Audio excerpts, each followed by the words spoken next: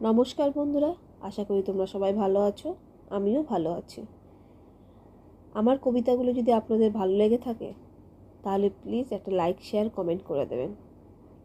চলুন তবে আজকের কবিতা পাঠ শুরু করা যাক। আজকের কবিতার নাম আমার শুধু তোমাকেই চাই। লেখক আজমল হোসাইন অপূর্ব।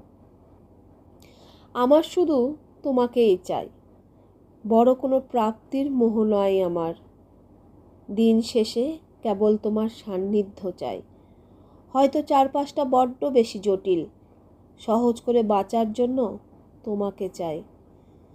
দামি কোনো উপহারে আমার প্রয়োজন নেই, শক্ত করে হাত ধরার মানুষ হিসাবে তোমাকেই চাই। অন্ধকারে যখন পথ হারাবো অবহেলায়, তখন ধ্রুবতারার মতো শুধু তোমাকেই চাই। বাকি সব হারিয়ে গেলেও ক্ষতি নেই, আমার পূর্ণতা পেতে শুধু তোমাকেই চাই।